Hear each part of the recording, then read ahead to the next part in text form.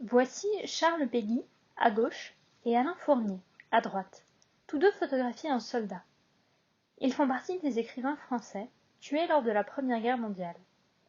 Charles Péguy est l'auteur d'une œuvre poétique vaste, novatrice. Il avait fondé en 1900 un journal, Les Cahiers de la Quinzaine, qui évoquait les difficultés politiques et sociales du temps et militait pour une justice sociale. À la fois républicain, patriote et catholique, son œuvre poétique interroge les mystères divins. On retient souvent de lui ce vers qui fut utilisé dans un but patriotique dans de nombreux textes autour de la guerre. Heureux ceux qui sont morts dans une guerre juste, heureux les épis mûrs et les blés moissonnés. C'est un vers extrait d'un poème de 1913. Alain Fournier est surtout l'auteur d'un court roman, Le Grand Maulne, qui inaugure une nouvelle voie romanesque onirique. Ces deux écrivains sont tués dès les premiers jours de combat, en septembre 14, et n'ont donc pas témoigné du conflit. Des intellectuels, romanciers et poètes traversent cependant la guerre et vivent, comme les autres poilus, l'horreur d'une guerre moderne et absurde. Les témoignages qui en résultent sont des textes politiques, résultant d'une nécessité de témoigner.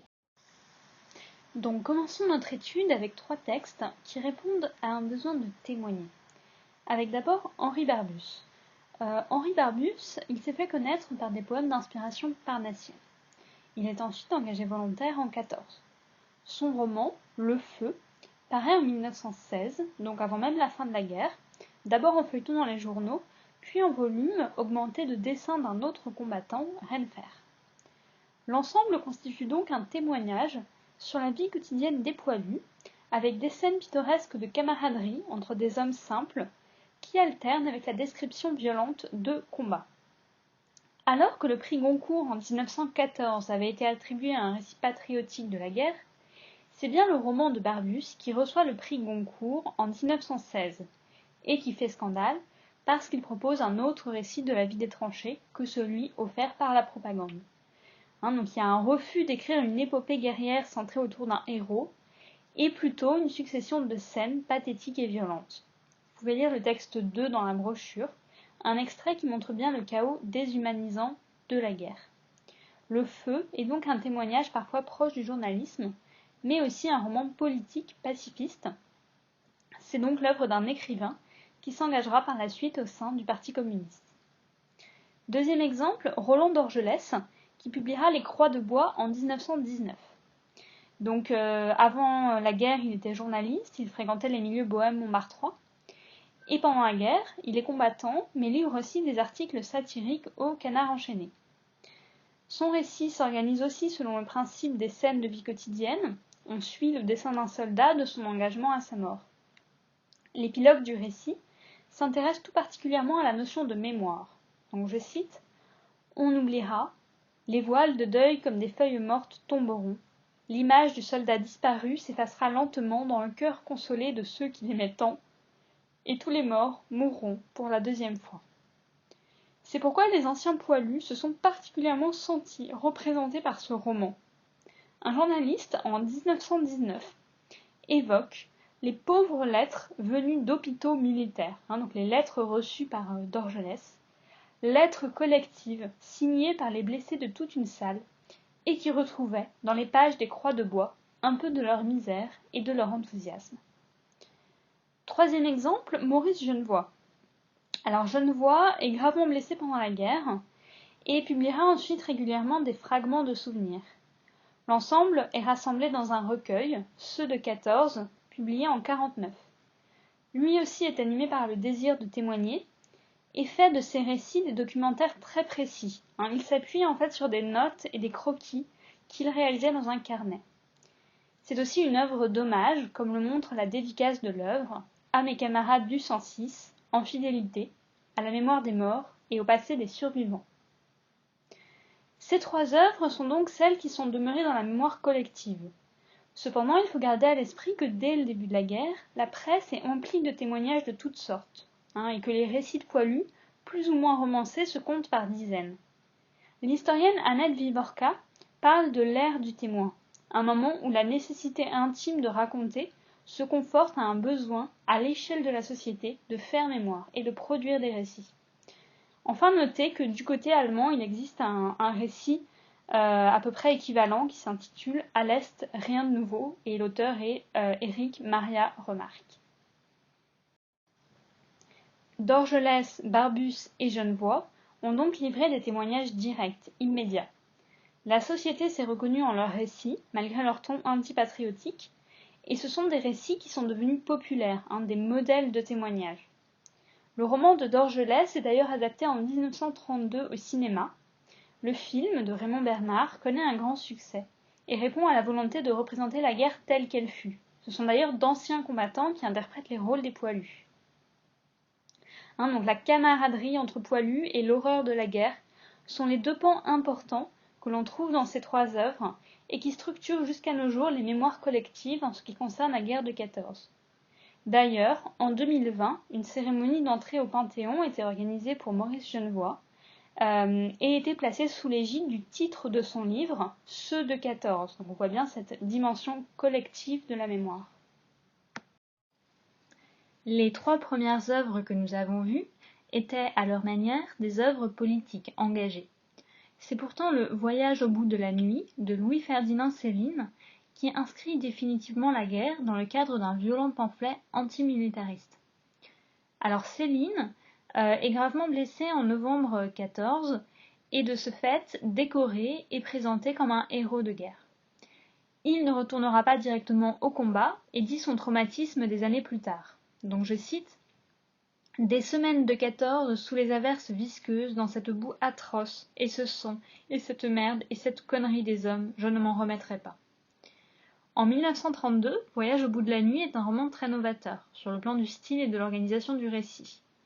Ce roman relate à la première personne le périple d'un homme, Bardamu, au parcours symbolique qui le fait évoluer au milieu de tous les enfers du début du XXe siècle. La Première Guerre mondiale, les colonies, le travail à la chaîne aux États-Unis, la banlieue parisienne misérable. Il s'agit donc d'une critique en règle d'un pamphlet de toutes les grandes idéologies modernes, nationalisme, colonialisme, capitalisme. Ce n'est pas à proprement parler un récit autobiographique, mais certains passages s'inspirent de l'expérience de Céline. C'est le cas pour les pages sur la Première Guerre mondiale, une cinquantaine seulement, mais parmi les plus marquantes, qui en dénoncent la violence et mettent en valeur son absurdité. D'ailleurs, le personnage, Bardamu, se retrouve impliqué dans le conflit sans l'avoir voulu, par une sorte de fatalité absurde. Le ton est essentiellement satirique, ce que signalent d'ailleurs les noms de lieux, Noirceur sur la Lys, ou les noms de personnages. On a un général qui s'appelle Général des Entrailles. Vous pouvez voir aussi le vocabulaire employé dans l'extrait, des fous héroïques et déchaînés, une croisade apocalyptique, la sale âme héroïque et fainéante des hommes. En tant que premier épisode du roman, la rupture historique de la guerre est aussi mise en rapport avec la rupture du langage dans un roman qui est marqué par l'oralité, par l'usage d'un langage populaire et argotique, inventif aussi, vous voyez des fous armés jusqu'aux cheveux, à la syntaxe heurtée.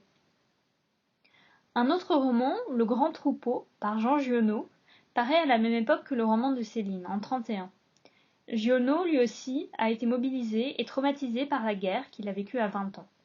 Et il veut, à travers ce texte, faire profession de pacifisme intégral. Le roman, Les Grands Troupeaux, qui embrasse tout le temps de la guerre, s'ouvre sur une métaphore. Les soldats partant au front sont un troupeau de moutons en route pour l'abattoir. Il s'agit aussi d'évoquer dans ce roman l'arrière et le rôle des femmes. L'expérience de la guerre est une expérience totale à l'échelle d'une société entière. Les représentations romanesques de la guerre l'associent donc à des discours plus vastes sur la société et ouvrent la voie à une littérature engagée. Il a existé une poésie de poilus, où le récit des tranchées est transposé en vers. Il existe aussi, comme nous l'avons vu avec Charles Péguy, une poésie patriotique. Mais le poète qui parvient à transcender son expérience et à inscrire la poésie dans les modes de représentation du conflit est Guillaume Apollinaire. Ami de Max Jacob et de Picasso, il est au centre des courants poétiques et artistiques d'avant-garde au début du XXe siècle. Il rejoint volontairement le front en 1915, il est blessé un an plus tard et, affaibli, meurt de la grippe espagnole en 1918. Depuis le front, il correspond avec Lou, son amante, puis avec une autre femme rencontrée pendant la guerre, Madeleine. Les lettres, poèmes et dessins, ce sont des textes qui mêlent lyrisme amoureux et reportage, seront publiés à titre posthume beaucoup plus tard, en 55 et 52. Par ailleurs, Apollinaire collectionne la plupart de ses poésies écrites dans les tranchées, dans un recueil, publié en 1918, Calligramme, poèmes de la paix et de la guerre. Il y a dans les premiers textes de ce recueil une certaine dimension patriotique. Par exemple, le cahier qui contient la première section du recueil est dédié aux armées de la République. Donc une dimension patriotique, épique, théâtrale, où la guerre est parfois vue comme un jeu. On a beaucoup reproché à Apollinaire ce vers. « Ah, Dieu, que la guerre est jolie !» Alors est-ce que c'est ironique ? Oui, en partie. On peut le voir notamment avec la proximité sonore entre « Ah, Dieu » l'apostrophe et adieu, au revoir, dans le titre du poème, l'adieu du cavalier. En réalité, au-delà de l'ironie, il faut comprendre ce vers comme l'idée que le poète se donne pour mission de célébrer toutes les ambivalences, la beauté comme l'atrocité. Il écrit « Je chante la beauté de toutes nos douleurs ». Il s'agit de transfigurer l'événement par la poésie. La guerre est souvent vue comme un spectacle lumineux où on oscille entre menace et esthétisation. Et c'est pour cela qu'on retrouve assez régulièrement le champ lexical du feu d'artifice. De là vient aussi l'usage du calligramme, une représentation visuelle du texte poétique. Donc vous en avez un exemple ici, et puis vous pouvez voir dans la brochure le texte 67. On parle aussi pour cette œuvre d'Apollinaire de l'éros guerrier, l'éros, le dieu de l'amour dans l'Antiquité. Parce que chez Apollinaire, la guerre est comparée à des assauts érotiques, ce que l'on retrouve dans ses poèmes adressés à Lou, qui mêlent la mort et l'amour, en comparant par exemple les seins de la femme aimée à l'obus. Tes seins sont les seuls obus que j'aime. Donc dans Fusée, qui est un texte qui mêle très intimement le récit factuel de la vie au front et le désir pour la femme aimée. Blaise Cendrars et Louis Aragon sont deux poètes, eux aussi associés aux avant-gardes littéraires et artistiques, en particulier Aragon qui appartient au courant surréaliste. Tous deux sont encore une fois des soldats au front. Cendrars, en tant que Suisse, avait lancé un appel aux artistes étrangers à combattre dans l'armée française. Il sera blessé et amputé de la main droite. Aragon, lui, est décoré de la Croix de guerre.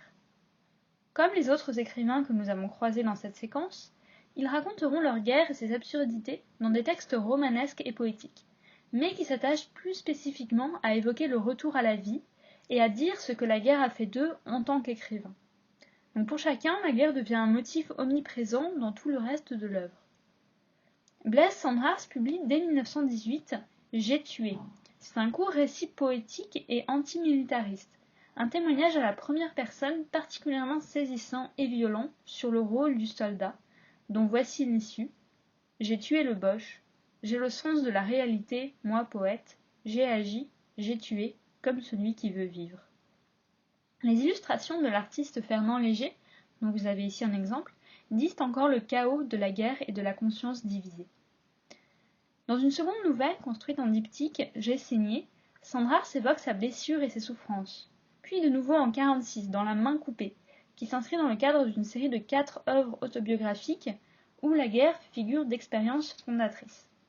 L'ensemble de cette œuvre dit ainsi l'insurmontable difficulté à relater une telle expérience. D'ailleurs, dans un poème narratif écrit en 1916, La guerre au Luxembourg, il s'agissait déjà d'user de ressorts littéraires pour éviter, contourner la représentation de la guerre réelle en proposant un déplacement du regard. Donc dans ce poème, La guerre au Luxembourg, on voyait des enfants jouant à la guerre dans un jardin parisien. Quant à Louis Aragon, il est très critique vis-à-vis de la manière qu'a Apollinaire d'évoquer la guerre, l'esthétisation d'Apollinaire. Mais il ne croit pas non plus qu'il soit possible d'en parler de manière réaliste. Il l'aborde d'ailleurs avec distance dans ses premiers textes, comme un refoulement. Mais son engagement politique et son antimilitarisme le conduisent ensuite à la dénoncer plus explicitement. Aragon également n'a de cesse dans son œuvre de réfléchir à la manière de surmonter la guerre en tant que poète. En témoigne la récurrence du motif de la boue. Un de ses vers les plus connus sur ce que la guerre a fait de lui est « J'ai buté sur le seuil atroce de la guerre, et de la féerie, il n'est resté plus rien. » Exactement sur le même thème, mais à portée plus universelle, on lit « Tu n'en reviendras pas, toi qui courais les filles, jeune homme dont j'ai vu battre le cœur à nu. » Ces deux extraits paraissent dans Le roman inachevé, une autobiographie en vers, où la guerre et ceux qui s'ensuivit est la section consacrée à l'expérience de la guerre. Le choc que représente la Première Guerre mondiale conduit, comme nous l'avons vu avec Aragon, des artistes et des écrivains à s'interroger sur les notions d'engagement ou de désengagement, sur la manière de représenter le réel. Je vous renvoie aux présentations correspondantes à Dada et au surréalisme, qui ne sont pas directement liées à la Première Guerre mondiale.